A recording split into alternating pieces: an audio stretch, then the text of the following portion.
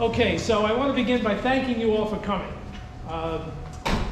This is a presentation that's going to really tell you why we did what we did and what we did, and then at the very end I'm going to tell you what I told you. That's typically what good speakers do, right? Tell them what you're going to tell them, and then tell them what you told them. So that's what I'm going to try to do for you today, and make it as painless as possible. As painless as possible. But I do want to, again, thank you for coming. I also, before I begin, I want to recognize some people, folks that worked around to make all this happen. And I'd like those folks that work with ECCL in any fashion whatsoever to stand up, please. Just stand up in anything you do. Board members, EMT, folks out there in the field, roughing it all up, etc. You see all these folks? See all these folks? Give them a hand.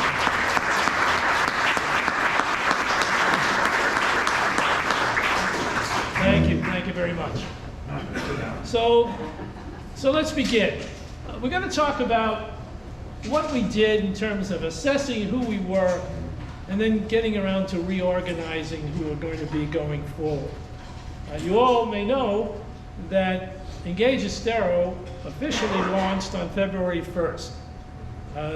We were doing work behind the scenes, but officially at first was great. And not long after that, there was a Spotlight magazine article. How many of you saw that Spotlight magazine article? Yeah. Somebody, wasn't it great? Who was the best looking guy in the article? Jim Gilmartin. Oh, thank you. Thank you very much. It was really unfortunate because when we talked to Jeff Lytell, who was the Spotlight reporter, I brought in 2 or 3 people that work in the executive management team. We met up at Chick-fil-A because we're all Christian. We sat down in Chick-fil-A and we talked about the ECCL past and future. And the only photo that showed up in that article was mine. And the photo was about 50 years older. It was terrible. But anyway, he did a good job in doing that. And it just, a lot of the things that I'm going to tell you, if you read the article, it'll be familiar to you. So why don't we move it up? ECCL, great organization.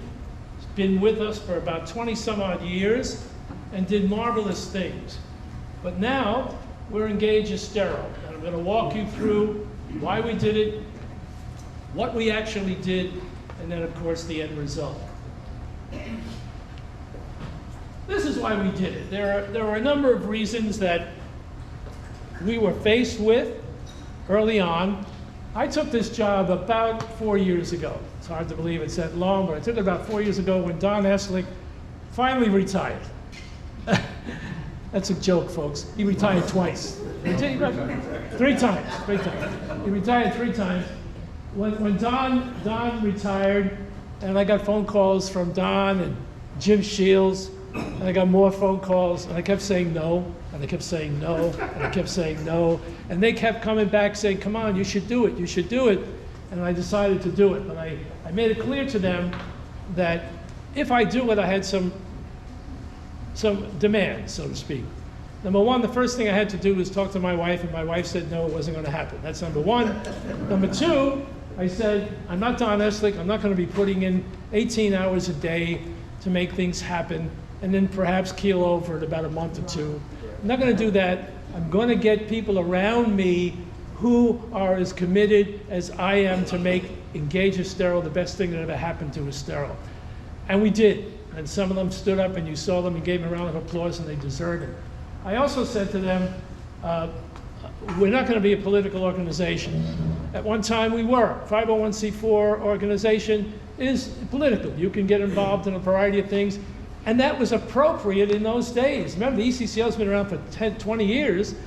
And when they moved to change or create the village, and they did that, when they did that, they needed to be able to do a lot of lobbying, a lot of political stuff, and so on. But that's not the case right now. Things have changed, times have changed, issues have changed, and so on. So I said to them, the first thing I'm going to try to do, and did with the help of John Quinn, who's sitting here, we created the ECCL as a 501c3 not-profit. A lot of advantages to that that'll be coming our way, coming down the road. John did a great job of making that happen, but that was one of the first things we needed to do. A survey we took, Alan Bowditch is our survey master, survey said, in fact, we have real problems here, and I'll explain some of the details behind it in a moment. But the survey really said to us, we need to be able to change in a way that we become more engaging and encourage engagement in the community. We don't have to be involved in the politics of it. We certainly will interact with the Village of Estero and perhaps the Commission, the Board of Commissioners, but that's really not where our focus is going to be. The citizens wanted a non-political organization. They wanted an organization that was going to fight this division that we're all dealing with that's going on in this country. And we're not going to change the country, but we can work on changing where we live. And that's a part of what we're going to be doing. And then, of course, as I said, we actively did get a 501c3. So, let me tell you what the process was. 501c3, absolutely. We had to challenge who we were. What we were, what our purpose was, what our mission was, what did we aspire to. And we took a deep dive in all of this. This happened, by the way, April of last year. That's when we started. It took that long to get us to where we are today.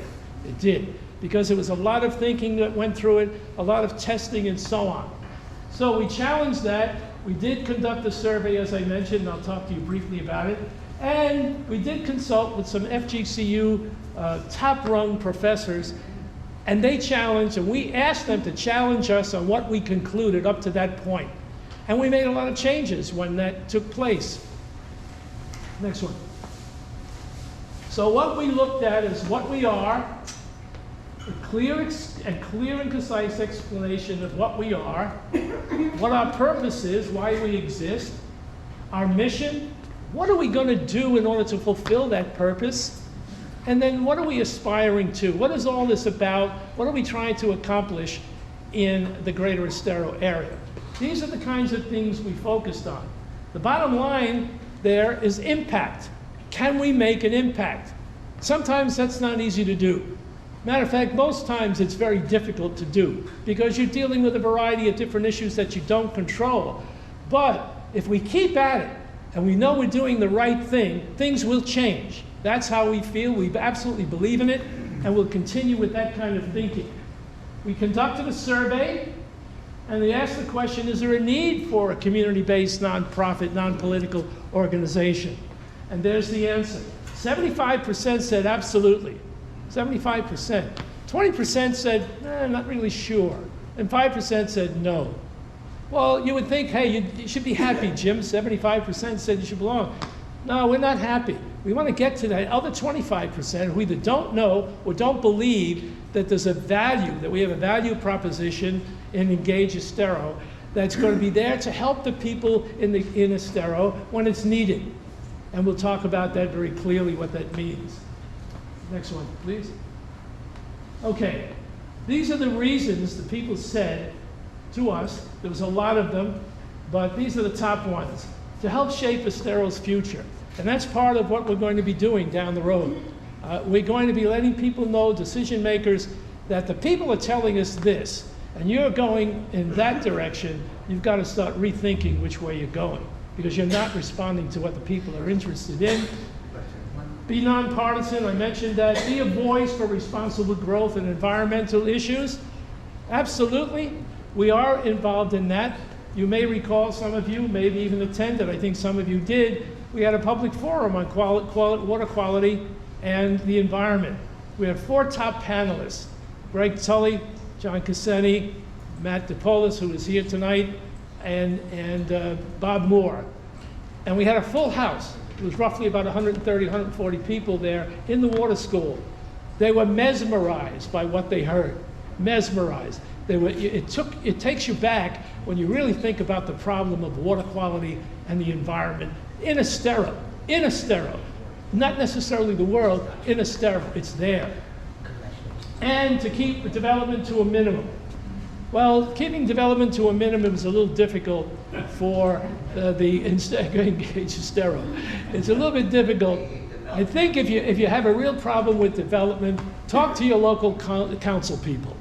Talk to them. Show up at these meetings. that they have routinely giving you information, straight out good information, show up at those meetings and let them know what you think. Otherwise, things are going to happen based on the politics of the process and also the process itself and why it's needed. So you've got folks that are going to be going in certain directions, and in terms of development, it's very difficult for Engage Estero to make an impact per se. Having said that, we can make some kind of an impact. One of the people sitting here is a board member. His name is Lou Fratarelli. Lou Fratarelli, stand up, Lou. I want up to see you. You're important. You're important, Lou. Lou, get up, get up, get up. There he is. Lou Fratarelli. Lou Fratarelli. Let me tell you, Lou Fratarelli sits on an organization called East Corkscrew Alliance, right? Is that right, Lou? East Corkscrew Alliance. These folks are very concerned about what's going on East Corkscrew. They should be concerned about what's going on in East Corkscrew. When the estimated 20,000 people are going to be coming over the next 5 or 6 years or whatever the number is. So we can, as Lou has got a foot in the door with that group of people where they pull together a lot of residents, developers, and so on. They're working very well with the commissioners and so on. We can do some things and get them in the right road, but we cannot throw a gavel down and say, this is the way it's going to be. Can't do that. Doesn't work that way. So understand that, please. So they want that, be nonpartisan, be a voice, and keep development to a minimum wherever we possibly can, please. Okay. We consulted, as I said, with the FGCU folks, Eric Dent and a fellow by the name of Craig Randall, two top-notch guys in FGCU, and we threw at them what we concluded in all these months, and then they threw it back at us, and we made some changes. What do you think, right? They made some changes, and we understood where they were coming from, and the end result was a much better end in the product. And we did revise our initial conclusions based on the survey from people that took it. Now, as I understand it, it was roughly about 800 people responded to that survey, 800. Not only that, but over 600, I believe it was 630, not only checked yes, no, I agree, don't agree, they wrote statements. 600 people actually wrote statements saying what they really feel, and a lot of what they said is what we incorporated in where we're going over the next several years. Really very interesting. Next one, please. So, this is our conclusion. This is what we concluded. We need to be involved in the community through engagement. Engagement is our future. And you'll see that when we get to talk a little bit about the logo going down the road. Our objective is not only to rally up people, get some grassroots folks putting on red shirts and going to commissioners' offices and all of that. That happens and it's okay at times, but what we really need to do is give people factual information. We have to inform you about what's going on, and you can make your own decisions. You make the call. And if you don't like what you're hearing, do something about it. If you like what you're hearing, give them a round of applause. Let them know that they're doing the right thing in terms of the village and the commissioners and the state. Let them know it. That's in your best interest. So community engagement is really where we're going. Next. This is who we are. This is who we are. We are a community engagement association. We are an all-volunteer, non-political, non-profit community engagement association. Not difficult to understand. People say, well, what does that really mean? Next one. Our purpose, why we exist, is to inform people of significant and critical issues that may be taking place in Estero, and then encourage citizen engagement to impact favorably the quality of life. That's what we're all about. How do we do that? Information. If any of you have been getting emails from ECCL and now Engage Estero, you know we send out dozens and dozens of pieces of information that's really good information for you, about to help you with the quality of life and to raise some issues that you should be aware of, like Clean Water Act, which is a recent one now, that if you have no idea what that's about, you ought to get involved in it and understand what that really means to us, to not only us, but the village itself. So we do a lot of that. That's really what we're all about, why we exist, our reason for being. Next. Here's what we do in terms of our mission. Now, a mission is basically what you're going to do to achieve what you said your purpose was. That's basically what a mission is. We broke it down into four sentences. First one is our job is to help build trust in communications. Build trust between various organizations, officials, etc., and you. We do that by giving you the facts, not by sugarcoating anything, not by poking the bear, but giving you facts so you can reach some conclusions about your life in Estero and how you want it to be. So that's very important. Next, we conduct research. We just brought on to the executive management team a fellow named Tony Carangelo. There's Tony over there. Bright guy, really bright guy. And he is really very much involved in fact, research. Finding out what's going on, what isn't going on that should be going on. Giving examples, some of the things you may be aware of is these rails to trails issues, right? Most of you would not say, yeah, we're aware of that. Tony's involved in that, trying to come up with ways to offer some solutions to an issue that's right at a roadblock right now, because nobody wants to cough up $80 million to purchase the railroad. There are real problems with all of that. Tony does a great job in it, so we do research and we communicate those findings. From that research, if we see opportunities, we'll raise them to the people and tell them, this is what's going on. What do you think about this? Not necessarily, this is what's going on and you should oppose it. It would have to be really dire for us going forward to put that kind of a stamp on anything we put out there, that this is bad news. Most of it is not bad news. It's a matter of choices. It's a matter of choices. So we try to get people to think about that going forward. Conduct the research we talked about. Next is we're doing more education, and that's on the informed side of our logo. The informing of people is the beginning of people to get engaged. If you don't know what's going on, you don't stand a chance of getting engaged. The more you understand, the better your chances of getting out there and whipping it up, getting grassroots folks together and making a position, taking a position wherever you have to get your thinking across to the people that are making those decisions. It's really that simple. So education and forums is what we're going to be moving.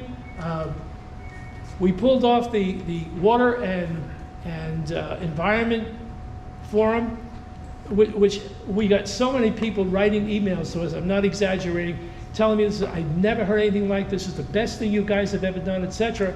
We're going to move on to that. The next one we're talking about is community health. What's going on in community health that's going to affect every one of you sitting in this room. You should know about what's good and what's bad and which way you should be going. Now, there's nobody else candidly doing that right now. We feel that's part of our responsibility, it's part of our mission, is to do this education. Next, collaborate. Engage Estero is one organization. We have great people who are committed to doing what I'm talking about now.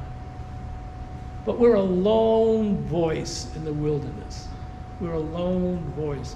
What we have to do, and we've started already, is connect with other organizations on a specific issue, whether it's health, whether it's environment, water, whether it's education, whether it's safety and transportation. We need to get hooked up with people who are involved in it, that's their particular core area, and our job is to support them, and get their information to us so we can do better informing people, but also taking action and finding low-hanging fruit to be able to do things and get some successes, because success begets success. That's how it works. So our objective is to do that. Collaborating is very, very important. Next. This is what we aspire to. It's really simple.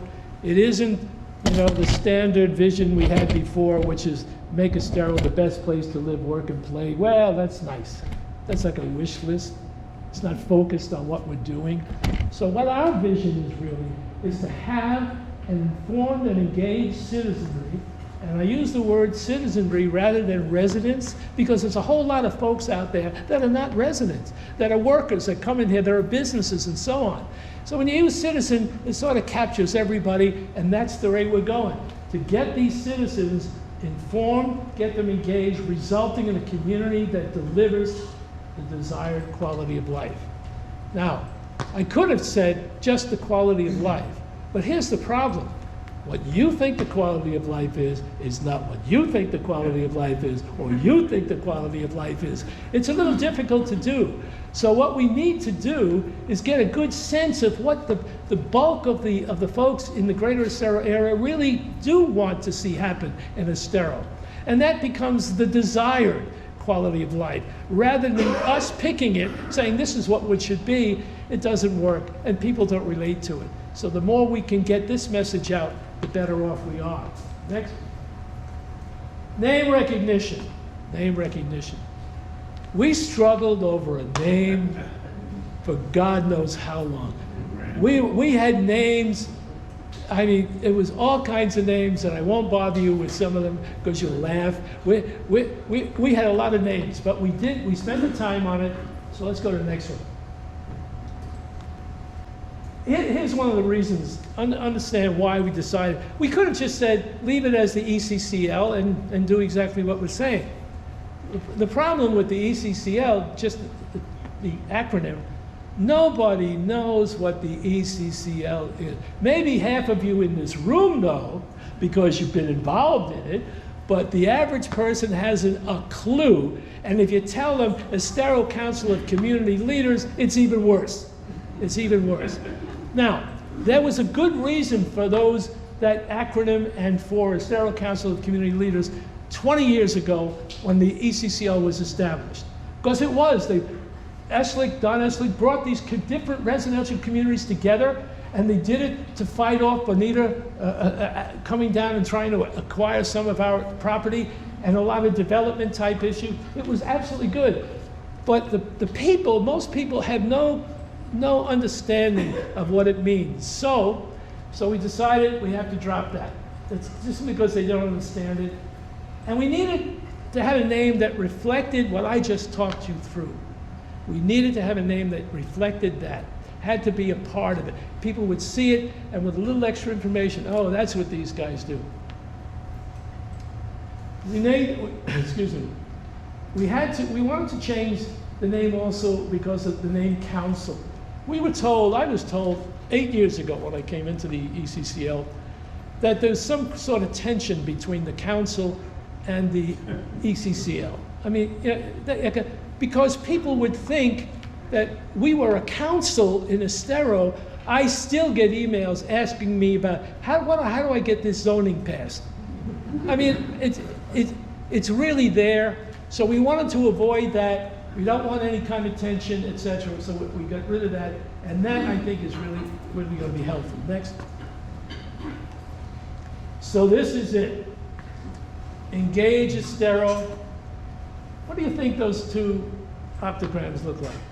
What do they represent to you? Anybody? Sustainability, capital letters, capital name, capital view. Okay. Anybody else?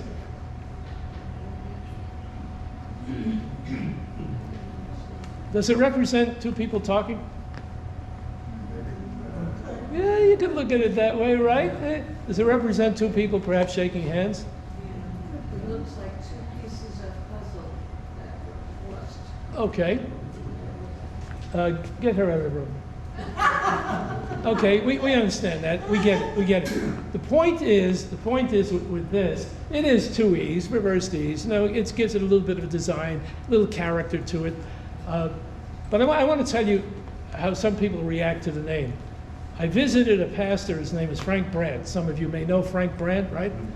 Very nice guy. I visited with him, and I did this for him, not in a PowerPoint, but I walked him through, this is what we're all about. When he was finished, he looked down, he was pensive. He said, you know what you're telling me? You're a secular church. What? I guess that's a frame of reference, right? I mean, but honest to God, that's what he said. That's what he said. Anyway, this is what we're about. This is what we are. This is what our purpose is. Next one. This is our mission, what we do. We try to build trust, we conduct research, we educate and have information forums, we collaborate with other organizations, and what we're looking for is to have a community that's informed and engaged in a sense that they in fact feel that they're getting the desired quality of life they want. So with that, one more. Wide open. There you go, guys. It's yours now. Any questions or comments or anything? Wasn't that good?